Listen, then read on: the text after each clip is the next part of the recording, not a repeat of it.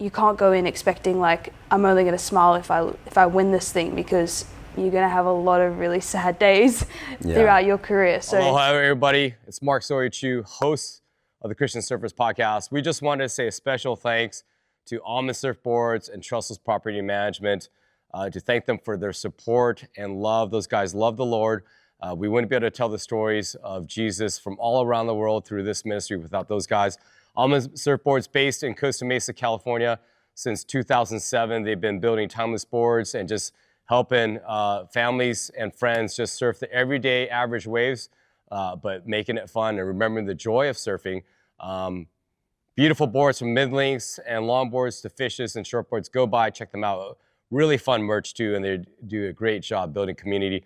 Gary Ward and Bryce and the team over at Trustless Property Management, based in San Clemente, absolute legends as well, who love the Lord. And if you have a property that you want a family-owned business that you can trust to operate it, or looking for a place or home to purchase, I did my place and bought our home through them. Those are great guys to work with. So Trustless Property Management and Almond Surfboards, God bless you guys, and thank you for all your support with Christian Surfers. Hey guys, and aloha. It's Mark Sawyer-Chu, your host of the Christian Surfers podcast, Talk Story, where we talk Jesus and talk with surfers that love Jesus.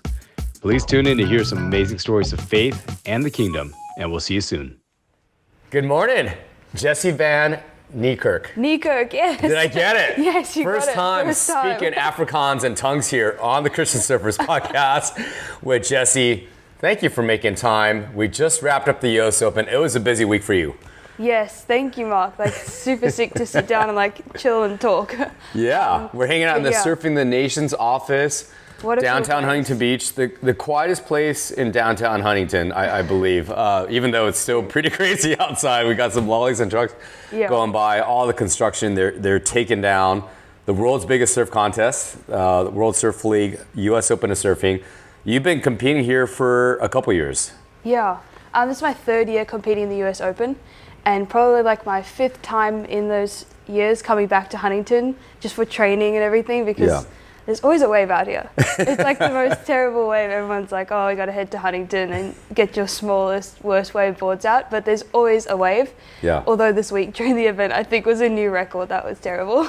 Yeah, the beginning was pretty bad. It was pretty flat. There have been pretty flat years before as well, but I felt like the Lord kind of came in, saved the end of the contest. There were some waves it was pumping yesterday when they finished the finals, and so things definitely improved, but definitely tough for you guys in the early heats. Yes, first round of the challenges, I think everyone knows, will be kind of touch and go. Usually at events we have more like a 7-day waiting period, and at the US Open I think it was like 5 or 4 days, I can't remember, but it was shorter because there's a longboard event to start, so we have to deal with even shorter waiting period. But usually at any event with those 7 days, it might start on a rough note. So like the first 2 rounds might be scrappy, the 4-person heats, and the goal is like just get to the 2-man heats, and then hopefully like the conditions are better, and it's just like you surfing against one other surfer, and you surfing the surfer, and we all know each other so well, so you know kind of how to compete against just one person. So it's a whole nother game. Yeah, totally. Super scrappy early on. It was tough watching it, especially when, like you said, you've got 4 of you guys in one heat, and there's like no waves. Like you actually don't get much of an opportunity to actually surf, and so you've got a tough job as a professional surfer. Let's talk about that. How long have you been on the Challenger Series? 3rd year on the Challenger Series. Okay, and then how many years were you on the qualifying series? I started qualifying events when I was pretty young, like 16, because you get fed straight through from the Pro Junior into like any QSs you can get into. You compete to get the experience. So while we were still living in Australia, I started the qualifying series probably around 16, just doing any events. And I have a brother 2 years older than me who was obviously doing them. So naturally, like any events I could get into, I wanted the experience. And then we moved back to South Africa after COVID. After that, like no travel, no competition, couple years, and kind of started I really want to qualify for the challenges now, and God opened that door pretty quickly. I think it was my first year or like year and a half of being on the QSs back in South Africa that I was able to qualify, and each year's had a little God story of how I qualify, so it's been amazing. Super cool. So how many girls are in total on the Challenger Series? There's 48 women. 48, so not that many. No. And in qualifying series, you've got a much bigger field. Yes, there's a much bigger field. You'll probably surf between like some regions. If you go to Australia, they sometimes have co-sanctioned events with Asia, and they'll surf through like 8 rounds. I don't know, I can't even think of the numbers, but it might start with a round of like a couple 80, hundred? Or more? 80 to 100 might be the field. But even like 48 women, still like a lot. And the experience that comes to those 48 women, it's like top 2 from Africa, top 4 from Europe, top 4 from Australia. Like it's the super best tough. Female surfers from all around the world. Yes. And you even have a couple CT vets on there. Exactly, right? yeah. Or even probably some, I noticed here last week at the US Open, there were just current surfers on the championship tour that were just competing as well. Yes. Which is interesting, I guess, for a qualifying series. I don't know if that it was because of points or a prize purse or something. Yeah. But you're stacked. For sure. I think every heat you enter, there's a chance you could have at least one like ex-CT surfer, Or current, someone with like a few, or a current CT surfer. So every heat you go into, you can't be like sad by your heat, because you just know like that's just how it goes. It's going to be tough no matter what. And the level just jumps insanely, right? Yeah. From QS to Challenger Series to CT. It does. I was thinking about that the other day, because the Challenger Series, or because qualification out of the QSs is so tough and you have to always be within the top 4 of your region. Those girls are competing in so many events to qualify for the Challengers, that when they come to the Challengers, they have already done like 8 QSs, and they've probably been winning, making semis, and just continuously surfing heat after heat and winning heats. So then they get to the Challengers with just so many heat wins like behind them, that's who's meeting each other in the first round, 4 people, and half the field that first day goes home with all that like history of like what they've just achieved in their region. So it's super stacked. Wow, It is. That sounds very stressful to me. Yeah, it sounded a bit more intense than it should be. No, you guys definitely have a tough job. I know the media makes pro surfing look like an all glamorous thing, but the reality is, right, you're losing more than you win. Yeah, I think that's quite true. It seems to be consistent. A lot of people say that you do end up losing a lot more than you win. As soon as you start like winning in your region, the top of your region, you head to the Challenger Series and you're back to the bottom and you're losing all heat. So it's always like, as soon as you get to that next level, you finally qualify for the CT, you're probably going to be like just scrapping, trying to make some heats, trying to get all that experience and figure out the new tour. So there's a lot of losing involved. Yeah, you handle it really well. I saw you down there on the sand in the competitors area, and just, the way you kind of carry yourself with your fans, all your friends, the people that, you were just meeting down, your sponsors. It was just like, this is a girl that if you have an athlete team and you want like a good, someone with good character and representation, you want Jessie on your team. That's really cool to hear. Thank you for that perspective. Yeah. I think I learned from my parents from a young age. They taught me that like you got to hold your head when you lose, win. Like you got to enter the water smiling, leave the water smiling, no matter the result, because it's such a long road and there's going to be a lot of losing involved. And it's such a privilege to do this at any level. If you have the opportunity to compete, it's such a privilege. So you can't go in expecting like I'm only going to smile if I win this thing, because you're going to have a lot of really sad days throughout your career. So you got to hold your head. Obviously, like, it's tough and there's a lot that goes into each event. There's a lot of people involved. My parents, they do everything. They sacrifice a lot for me to be able to do it. So sure, it's expensive. It's expensive. It's like time expensive. My dad spends half the year like not at his desk, but like trying to find a desk on the road. So it's pretty sacrificial from everyone involved, and I hopefully can not lose, but I got to hold my head and just be like, this is a real privilege. Yeah. For sure. Which is really difficult to do because you are still human at the end of the day. Yes, absolutely. And you have your emotions. Yeah. And obviously. And it comes up, for sure. It happens.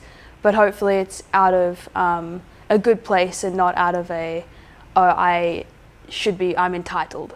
That's Right. just the last thing that I want to ever think is I'm entitled to win. Yeah. There's no entitlement in surfing. Like it's just. Or in life, that's a great key to be content and not feel bitter or let the enemy get a hold of you. See, that position of humbleness and non-entitlement. But your parents sound amazing. And I'm so bummed I miss them. I might be biased, but they're pretty cool. They sound amazing. I just moved out. I missed them right before they left. Yes. But how was it? Like, they obviously raised you really well, I could tell. Did they raise you in a Christian family? Yes, absolutely. My parents are both believers and raised me immediately knowing God, and we spent many hours talking about God and learning, and I think I've learnt the most just looking at my family, looking at my parents and them being an example of what our Father's like in heaven is my father treating me that way. So it's pretty amazing because I don't know like how I could have learnt such a deep connection to God and learnt my faith without having seen in life like how these guys treat me, how they care for me and their sacrifice, and it's like just a mirror of like this is what a father is, and that's what my Father in heaven's like, and he's way beyond what my dad and what my parents could ever do, but it's incredible that I have that reference point to start off with. So absolutely. Good. Yeah, they sound amazing. Yeah. I hope I get to catch them next time. Yes, absolutely. But in the meantime, you're staying with your American auntie. Yes. Auntie Gina here. Yes, and Gina. Downtown Huntington Beach. So many amazing Christian surfers have stayed with her, such as yourself, Bianca Bait and Dog. I think Matt McGilvery stayed with her a few times, and so it's so cool. She's like the mayor of Huntington Beach. Exactly. That's the title. The American auntie. We love you, Mama Gina, Auntie Gina. God bless. Love so you, great Gina. to see you at church. Thanks for taking care of little sis Jessie here. Let's go back to the beginning here. So, and then real quick, friends and family, brothers and sisters, ladies and gentlemen, welcome to the Christian Surfers Talk Story Podcast. Better late than never here. We're here with professional surfer Jessie Van Niekerk. And let's talk about the roots, because your last name, South African, Afrikaans, but living in Australia, moving to America. So we got a global citizen here on the Christian Surfers Podcast. Talk Story, where we talk about Jesus and talk to brothers and sisters and people that love Jesus, like you, Jessie. So, that's so cool. You got South African last name. Were you born in Cape Town? Yes, Okay. I was born in Cape Town, and when I was 7 and my older brother was 9, my parents moved us across to Australia for surfing. They actually thought that through beforehand because they were professional sports people, like growing, Were they professional surfers? No, they didn't grow up surfing. They actually started surfing before my brother and I were born, but they were professional my mom was a professional track cyclist. My dad was road cyclist. My mom actually went to the Commonwealth Games for South Africa. So their sports experience was what decided that we needed to go to Australia, because they could see that we love surfing and they wanted to give us like maximum opportunity, maximum exposure to competition. So, And the industry is bigger in Australia than it is in South Africa? Yeah, it is pretty huge. The waves, the opportunities for sure right there. They looked at a couple options, but Australia seemed to be the one that stood out, that it would give us like the experience we need to have a really good opportunity to compete. And so we moved there when I was 7, my brother was 9, and then recently we moved back to Cape Town after COVID.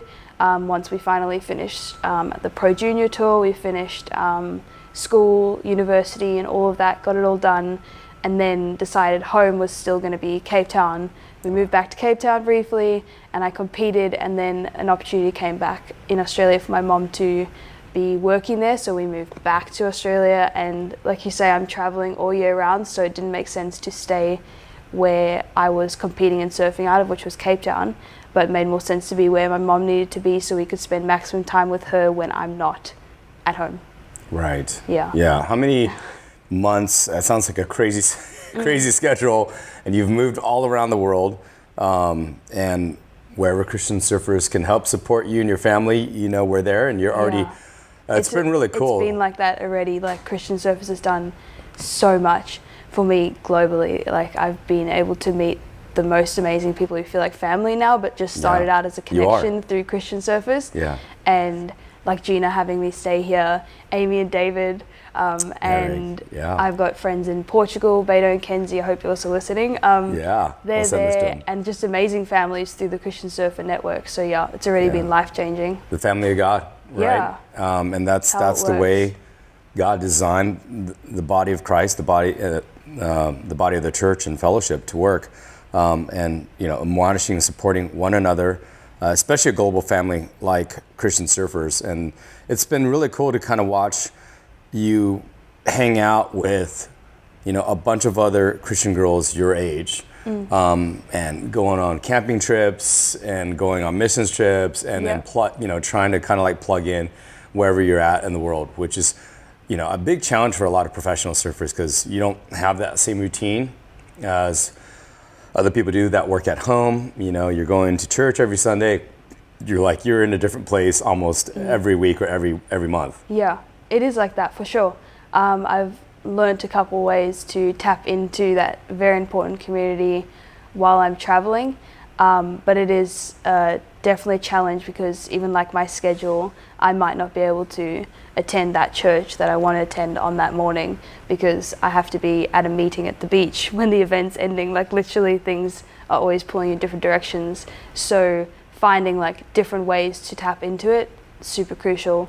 And Christian Surfers ends up being like the biggest way that I can do that, so which is so awesome. And like my downtime last year, right as the season ended in Brazil, I flew back here and did the Christian Surfers camp out up above San Francisco. And that was just incredible reset, like straight from the event, straight up into like no service, camping with a whole big crew was like the coolest way to reset and just spend a lot of time with God and quiet time, and figuring out the next season from that base is super cool. Hey, are you a young, frothing surfer who loves catching waves and sharing your faith with others? Do you want to make a difference in your surfing community and help others discover Jesus? Then you need to join Sea Salt, the Christian Surfers Advanced Leadership Training Program. Sea Salt is a program designed specifically for young surfers who want to develop their leadership skills, grow in their faith, and serve practically on the ground in existing surfing communities. You'll get to go on road trips, learn about theology and mission, and have loads of fun with other young surfers who share your passion for Jesus and the ocean. Sign up for Sea Salt today. That's so awesome, Jessie. I know sometimes, you know, again, in your profession, right, Satan and the enemy, you know, kill, steal, and destroy. He loves to kind of like isolate, right, and get people separated. And I felt like you have been really intentional about like connecting and staying connected with the body of Christ, which is so cool to see, and obviously crucial to your faith and your journey and your walk, and also just your life and your career. Let's talk about, so we talked about competing, we talked about growing up as a believer with your amazing parents as you slug it out on the Challenger Series for a spot on the championship tour. You're in a new reality TV show called Surf Girls on Amazon Prime. Let's talk about that. How did that happen? That was a really interesting experience. So we filmed that all last year. It's just over a year since we started filming.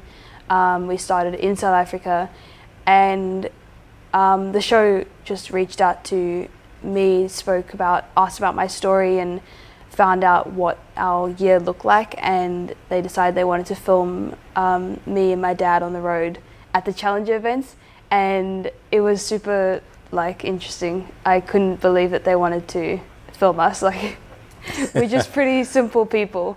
Was that because you were ranked? I think it was I wasn't ranked well. I was ranked probably. I would be the underdog. I'd have the underdog story. I have zero profile. I don't have the followers. None of that. So everyone loves a good underdog story. So maybe it was the underdog story, but it was definitely a God story that I think that Amen. opportunity came up. We did not know what it was going to turn out like, nothing, but it was fully just on faith. Like I feel like God's presenting us a pretty cool opportunity, and hopefully it will glorify him at the end. That's the goal, but we'll just put it in his hands because we clearly have no control over this. Yeah. Filming for like hours at every event, literally like sitting for 2 hours just chatting with my dad or chatting with people, and they're filming the whole thing, and then a year later you see what it looks like. So it's very unknown, but that was like in God's department. I think he's going to do some cool stuff with this, and it came out about 3 weeks ago, and the feedback already has been huge. A lot of Christians reaching out to me. So I spoke about God a lot during the filming, just naturally, like the producers asked me to speak about it, which was really cool. I just didn't know if they would want that to come up or not. And they approached me, they're like, okay, can you speak about this? Like, we can tell that's on your mind, talk about it. And I was like, that's really cool. And they had to cut a lot of stuff, like indiscriminately just cut so much content that we filmed. But one or two things came up, just brief mentions of God, and it seems to have shone through. So I guess that's really how God operates. Like, you don't have to do much, but he just shines through, and people couldn't really, couldn't deny that that was what was going on in our family and our focus. So it's been amazing. So cool. That's amazing, because you are pretty outspoken about your faith. You've got 2 Corinthians 5:7 on your Instagram, I believe. What does that verse say, and what does that mean to you? I've summarized down to walking by faith. Keep it simple. Yeah. And it's literally just like every day I surfing by faith, just trying to remember, like, that's kind of all you can do is just faith. Like, I can't do any of the stuff alone. I can't figure out how I'm going to make a heat alone. I can't figure out how to travel to my next location alone. None of it. But in God's department and by faith, like, I know it will get done, and he'll make it happen. So yeah, he's there with you every step of the way. Yeah, 100%. He's making the way. That's so rad, Jessie. We love seeing that. Thank you for being so open about your faith. And on the show too, it sounds like you were pretty open about your relationship with Jesus. But they had to edit that down to probably just a fewer number of episodes. So we can watch it now, but everything was filmed last year. Yes, so we are recording right now, you and I, at the US Open, and it started recording last year, one event before the US Open. So episode 2 is the US Open last year, then we go to Portugal and Brazil. So And each challenger contest is one episode. Just over one episode, so there's 5 episodes. Okay. Starting in Belito, South Africa, and then US Open and onwards.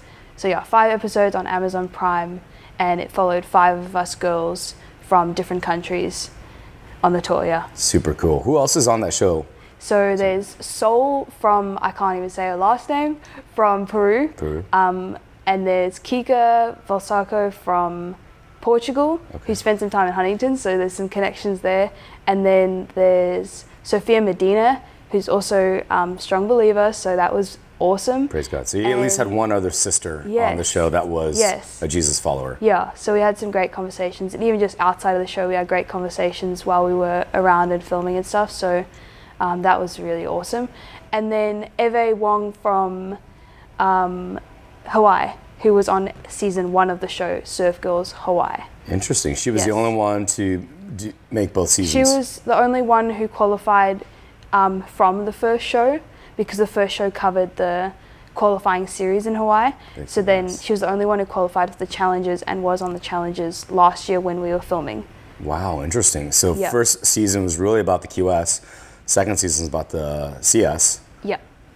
Yes. Double CS for you. Yes. Christian Surfer and Challenger Series. Christian Surfer Challenger for sure. Are they going to do a 3rd season about the CT? Yes, that would be pretty cool. If all 5 of us can qualify for the CT next year, and we can film the CT, that would be sick. That would be so incredible. Yes, let's do it. All right. Well, regardless of what happens, we're going to pray for that, Jessie. So people can check it out now.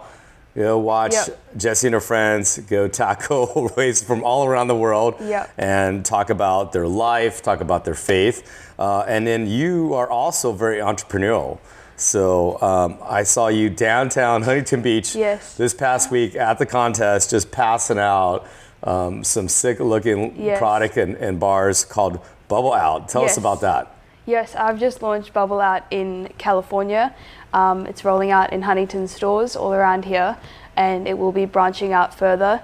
But its first product is a plant-based protein bar, gluten-free, dairy-free, natural ingredients, nothing artificial, super high protein. I developed it from like my experience traveling, competing in all sorts of countries. Just needing fuel while you're on the road? In countries where like I can't even read the ingredients because it's another language and I've got allergies or dietary preferences, and I'm trying to find food, and the biggest thing like when you're surfing for recovery is protein, and it's the hardest thing to find. It's easy to just eat some bread and be sorted for that, but I need protein, and so I always like ended up traveling with stuff and decided to develop something that fully nails what I needed on the road.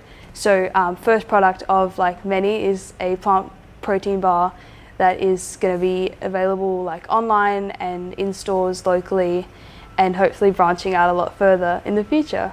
That's so rad. So people could just go to bubbleout.com. Yes, exactly. And buy a case of bars. Yes. To go hit the beach with. Awesome. Yeah, and then go travel to some crazy places, and don't worry about what you need to buy at the store because you got it. Take a selfie for Jessie. Make sure you tag her on the gram. And we were also talking about the Christian Surfer's Bible earlier, and you were just saying how you didn't have one. So we got a copy for you here on the Christian Surfer's podcast episode today. Excited. So you could take that on the road with you as well with your Bubble Out bars. I was browsing literally just on the table before and already saw like you got some friends in there. Faces. There's a couple South Africans and Australians in there. A few familiar faces that I really want to read what they've got in here. So this is going to be so cool. And this might just be my hometown on the front page. Oh, a little secret just spot. Just through there. Hout Bay is where I was raised. So that's really cool. Thank you so much, Rob. That's a sick looking wave. She's probably just in the tube on the cover of the Surfer's Bible right there. You can't see Jessie in the barrel. She's pulling in. Jessie, if you could give some young girls some advice, whether they're surfers or not, but girls that are trying to grow up in this crazy world in their faith, but especially when you're a professional surfer, you got a lot of pressures of the world. You've got a very broken surf industry as well, that is just reflective of the world around us. Is there some advice that you would give some young girls out there? That's a really good question. That's like a lot of responsibility. Yeah, sorry, that's a big one. No, there's so many things that come to mind, or like this, it's just such a big topic. But to nail like the first things that come to mind, I'd say just stay close to good people, whoever you have that is like solid and consistent and your rock. To me, fortunately, like I had my parents and my brother, and I just stay close to them and don't live for anyone else that is maybe seeking your attention. Don't worry about what the world wants from you. Just do you, stick to that, and just draw closer to God. Like the closer you can get to him, he will be your best friend, and he'll be the person who just shows you like your purpose and what you need to strive for is like just him. And to be identified as a child of God is like the biggest achievement, the biggest thing you could ever do. So just draw on that. Yeah. Block the world out and like don't worry about what people think. None of that really will matter in a few moments from now. So yeah. I don't even know how to answer that question. I think that's a great answer, Jessie. I mean, that is a key point. It's easier said than done because I've watched you.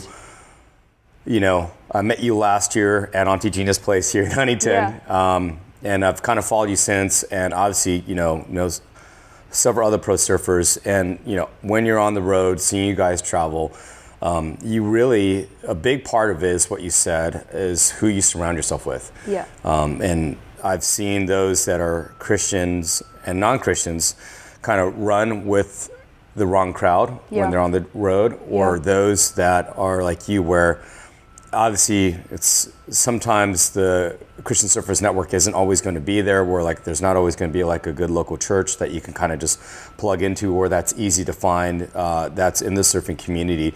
But being intentional about like kind of rolling with the right people. Like you look at the tour now, like kind of early days of the tour, everyone kind of just was more a little bit independent and kind of just had like their own crew. But now there's a lot of different like entourages. If you look, like, all the San Clemente guys or the 2% guys are all kind of like rowed together. Yeah.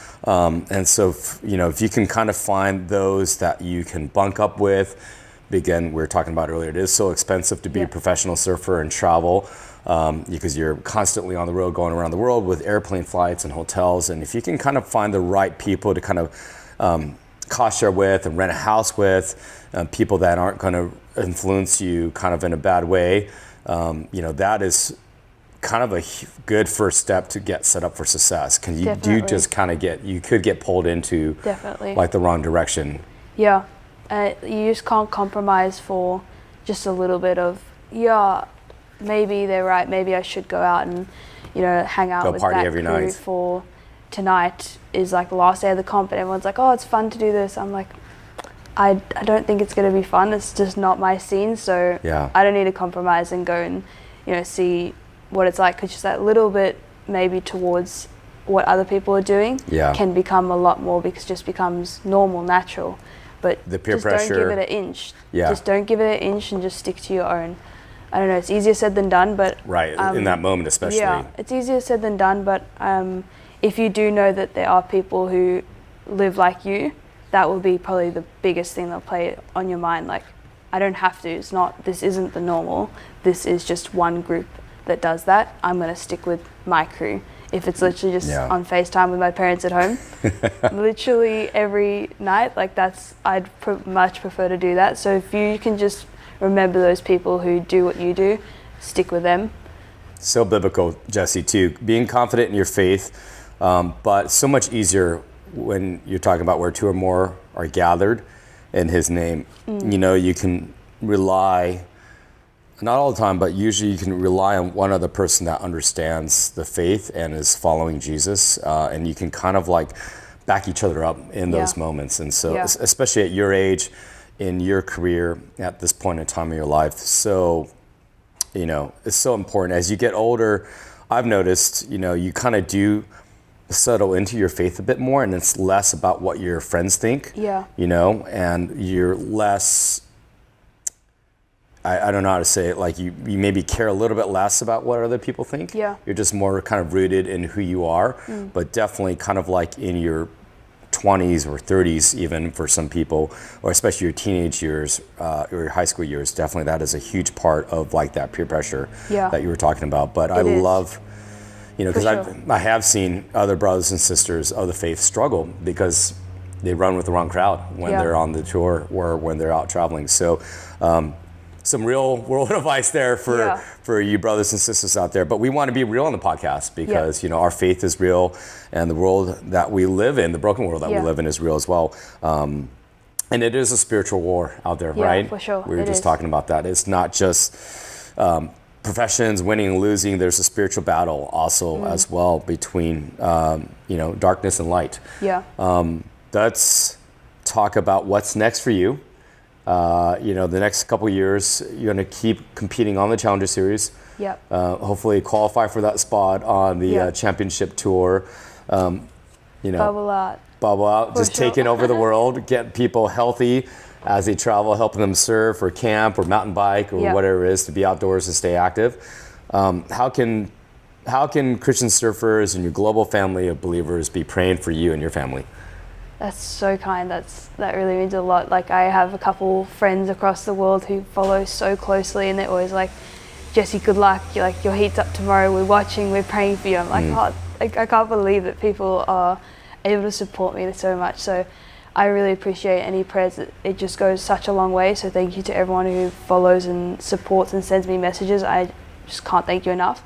But maybe for the show, it's already had a huge impact on people. I've had a lot of feedback, but if I just pray that like God's light just shines through on this show, and even when it's unspoken and when we're not speaking about that topic, I really just hope that God gets all the glory through this show. So that would be incredible if people want to join me praying for the series to just keep getting a lot of glory for the kingdom.